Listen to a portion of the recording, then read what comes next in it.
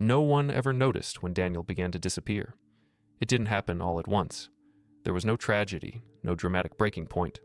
It was quieter than that, more dangerous. He just kept giving in. At work, he said yes when he should have said no, took responsibility for things that weren't his, smiled through disrespect, made himself easy to rely on, and easier to overlook. In his relationships, it was the same pattern. He forgave too quickly, stayed too long, understood too much. Daniel believed something simple, something most people are taught early on. If you're a good person, things will work out. But slowly, reality started to contradict that belief. The more he helped, the less he was valued. The more he listened, the less he was heard. The more he gave, the less of himself remained. And beneath all of that, a quiet, uncomfortable question began to grow. What if being a good person isn't enough, in a world that doesn't play by those rules? One evening, on his way home, he noticed something ordinary. A couple arguing on the sidewalk. Nothing unusual, raised voices, tension, pain. But what stayed with him wasn't the argument. It was what happened after. The man lashed out. The woman broke down. And still, she stayed. Daniel froze, because something about that moment felt familiar. Not the shouting, but the pattern. Not the conflict, but the attachment. It was as if people weren't drawn to what heals them, but to what they already know, even if it destroys them. And suddenly, something inside him cracked. For the first time, he considered a possibility he had always avoided. What if his kindness wasn't helping anyone, but quietly enabling everything that was wrong? That thought is uncomfortable. It cuts deep, because it challenges a belief most of us hold on to. Being good is the same as doing good, but they are not the same. As Dostoevsky once suggested through his characters, goodness without boundaries doesn't always save. Sometimes, it gets consumed. Daniel had always believed love meant endurance. But what if love also meant interruption? That night, for the first time, he didn't feel the urge to help. He felt the urge to understand. And maybe that's where this story begins for you too. Because if you've ever felt like you give too much, accept too much, forgive too much, and somehow it's still never enough, stay with me.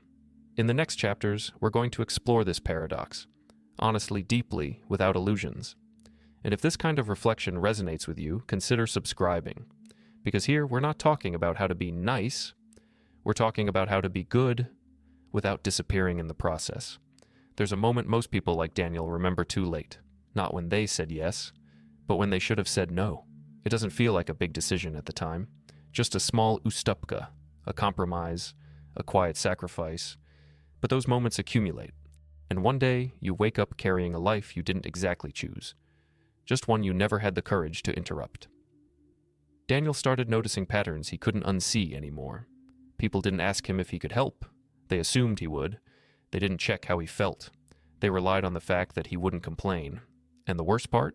They weren't entirely wrong, because Daniel had trained them, not with words, but with silence. Every time he swallowed discomfort, he taught the world that his limits didn't matter. Every time he avoided conflict, he reinforced a quiet agreement: I will carry what you don't want to deal with. And at first, that feels like kindness. But here's the hook no one tells you. What looks like generosity from the outside can be self-erasure on the inside. Daniel wasn't just helping people, he was disappearing for them.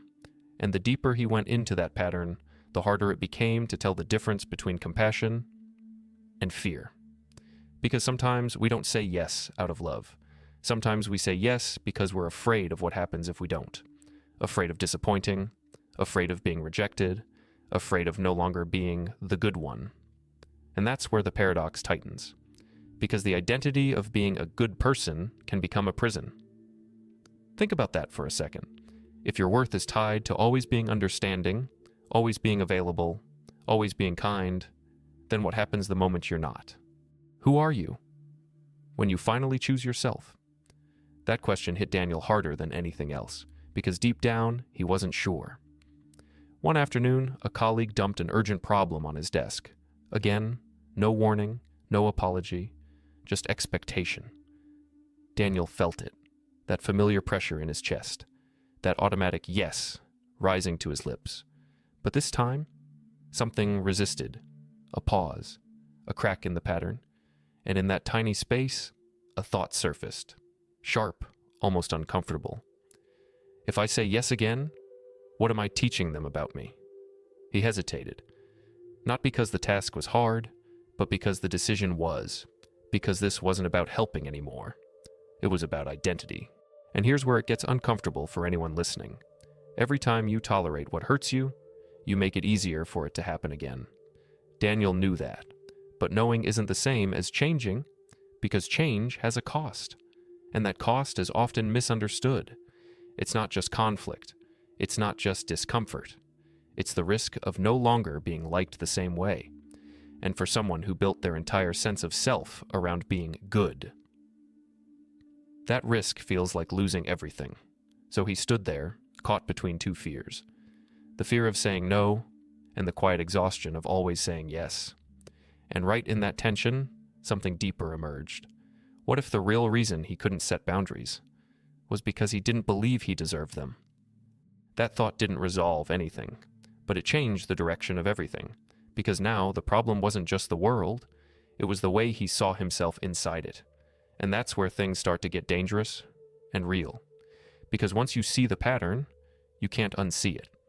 And in the next chapter, Daniel is going to face something even harder than saying no to others. He's going to confront the one thing he's been avoiding his entire life, why he needed to be good in the first place. Daniel always thought his kindness was a choice, something he decided to be, a value, a principle, almost a virtue he could take quiet pride in. But the more he paid attention, the more that idea started to fall apart. Because real choices don't feel like traps. And his kindness did. It was automatic, immediate, almost reflexive. He didn't decide to understand people. He felt like he had no right not to.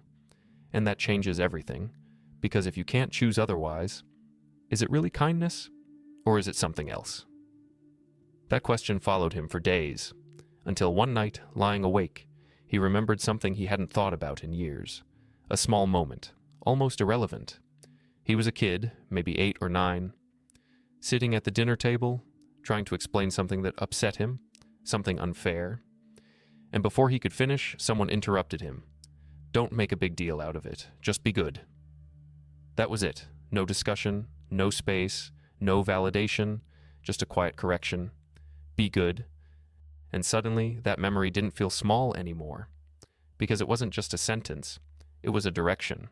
A subtle message repeated in different forms over the years. Don't be difficult. Don't create tension. Don't upset people. Be easy. Be kind. Be good. And Daniel listened. Of course he did. Because as a child, being good doesn't just mean moral. It means safe. It means accepted. It means loved. And here's the uncomfortable hook. What if your goodness was never about others, but about securing your place in the world? That thought hit deeper than he expected, because it meant something hard to accept. Maybe he wasn't just helping people. Maybe he was trying to earn something every time he did. Approval, belonging, worth. And if that's true, then saying no isn't just a boundary. It feels like a risk of losing love. Now everything made more sense. Why he felt anxious when someone was disappointed. Why conflict felt almost unbearable. Why being misunderstood felt heavier than being mistreated. It wasn't about the situation, it was about what it represented. Rejection. And once you see that, another layer reveals itself. Some people aren't afraid of being hurt. They're afraid of not being needed anymore. Let that sink in. Because being needed creates a kind of invisible contract. If I'm useful, I stay. If I give, I belong. And Daniel had been living inside that contract his entire life, not consciously, not intentionally, but consistently. Which leads to a dangerous realization. If your identity is built on being the one who gives, what happens when you stop? Who are you without the role? That question didn't have an easy answer, and that's what made it so unsettling. Because for the first time, Daniel wasn't just questioning his behavior. He was questioning the foundation of who he thought he was. And here's where the paradox sharpens even more. What if the reason you're always the one who understands others is because no one ever truly understood you? What if your empathy was born not from strength alone, but from adaptation, from learning to read people, adjust, soften, anticipate, just to avoid disconnection? That doesn't make your kindness fake, but it makes it complicated. Because now it's not just about being good, it's about survival. And survival patterns don't disappear just because you notice them. They hold on, they resist, they whisper things like, "Don't change too much. People won't like you. You're better like this." And for a moment, Daniel almost believed it again. Almost.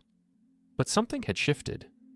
Because once you realize your identity was built to protect you, you also start to wonder, is it still protecting you? Or is it the very thing keeping you stuck? That question doesn't give comfort. It creates tension, the kind that forces movement. And in the next chapter, that tension will finally break. Because Daniel is about to do something that feels completely unnatural to him. Something small on the surface, but terrifying underneath. He's going to say a single word he's avoided his entire life. No. It didn't happen in a dramatic moment, no confrontation, no raised voices, no turning point that looked important from the outside, just a simple request. "Hey, can you handle this for me?" Same tone, same expectation, same pattern. And for a split second, everything inside Daniel moved like it always did. Say yes. Smile. Adapt. But this time, something held. A pause. Small. Almost invisible. But inside that pause, there was noise. A pressure in his chest. A familiar anxiety rising. And a thought trying to push through. If you say yes again, nothing changes. It sounds obvious. But in that moment, it didn't feel like clarity. It felt like risk. Because saying no wasn't just about refusing a task. It was about breaking a version of himself that people had learned to expect. And here's the uncomfortable truth. People don't resist your boundaries. They resist the version of you that no longer benefits them. Daniel felt that, even before anything happened, because his mind was already projecting outcomes. They'll think you're difficult. They'll stop liking you. You're changing, and not in a good way. And for a second, that almost pulled him back. Almost. But then something else surfaced. Quieter, but stronger. "And what about you?" That question cut through everything. Because for the first time, he wasn't thinking about how others would feel. He was thinking about what it was costing him to keep saying yes. The exhaustion, the quiet resentment, the feeling of being present everywhere, except in his own life. And suddenly, the fear of disappointing others collided with something new. The fear of continuing to abandon himself. That's when it shifted, not into confidence, but into decision. Daniel took a breath and said, "No, I can't take this right now." Silence. Just a few seconds, but they felt loud. The other person blinked. Slight surprise, a subtle change in posture. Nothing dramatic, no explosion, no rejection, no collapse of reality. Just adjustment. "Oh, okay, I'll figure something else out." And that was it. That was the moment. The thing he had feared for years. Happened, and it wasn't catastrophic. But here's the hook no one talks about. The real difficulty doesn't come after you say no. It comes right after, inside you. Because even though nothing bad happened externally, internally, everything reacted. Guilt, doubt, second-guessing. Maybe I was too harsh. I could have helped. What if they think I'm selfish now? That internal backlash is powerful, because it's not coming from the present moment. It's coming from years of conditioning, from a version of you that learned, being good means being available, being kind means saying yes, being worthy means being useful. So when you break that pattern, it feels wrong, even when it's right. Daniel sat with that discomfort longer than he expected. Because this wasn't just about one no, it was about redefining what goodness meant to him. And that's where the paradox reaches its peak. If your kindness requires you to disappear, is it still kindness? Or is it just a habit, dressed as virtue? Daniel didn't have the full answer yet, but for the first time he had evidence. The world didn't collapse. People didn't abandon him. Nothing broke, except the illusion. The illusion that he had to give everything to be accepted, and once that illusion cracks, you can't fully go back. But that doesn't mean it gets easy. Because now comes the real challenge. Not saying no once, but becoming someone who can live with it consistently without guilt, without fear, without needing to justify his own limits. And that transformation, it doesn't just change how others see you, it changes how you see yourself. In the final chapter, Daniel will face the most difficult question of all. What does it actually mean to be a good person when you're no longer trying to prove it? Daniel didn't become a different person overnight. He didn't suddenly master boundaries, didn't stop feeling guilty, didn't transform into someone cold, distant, or untouchable. That's not what this is about.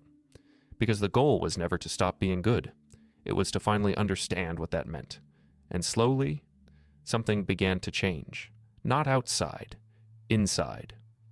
He started noticing that saying no didn't make him cruel, that choosing himself didn't make him selfish, that setting limits didn't erase his kindness.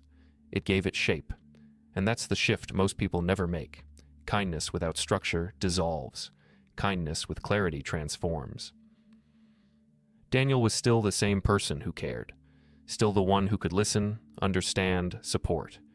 But now, there was something new alongside that. Discernment. He no longer said yes automatically. He no longer felt responsible for fixing everything. He no longer confused love with sacrifice. And here's the emotional hook that changes everything. You don't have to stop being a good person. You just have to stop abandoning yourself to prove it. Let that settle. Because for a long time, Daniel believed that being good meant enduring more, giving more, tolerating more. But now he was starting to see something deeper, something Dostoevsky hinted at in a much harsher way. That goodness without strength doesn't save the world. It gets swallowed by it. So he chose something different. Not hardness, not indifference, not isolation, but wholeness. The ability to care without collapsing, to love without losing himself, to help without becoming responsible for what isn't his. And maybe this is the real answer to the paradox. Being a good person isn't about how much you endure. It's about how consciously you choose. Choose when to stay. Choose when to leave. Choose when to give. Choose when to stop. Because goodness isn't passivity, it's presence. And presence requires strength. Now here's the question that stays with you after all of this. If you removed the need to be seen as good, who would you actually become? That's not an easy question, but it's an honest one. And maybe that's where your story really begins. If this journey made you see yourself in a different way, don't stop here. There's another video already appearing on your screen that goes even deeper into this, especially on how to build boundaries without guilt and without losing your essence. Go watch it now, because understanding the paradox is just the first step. Learning how to live it without losing yourself is what changes everything.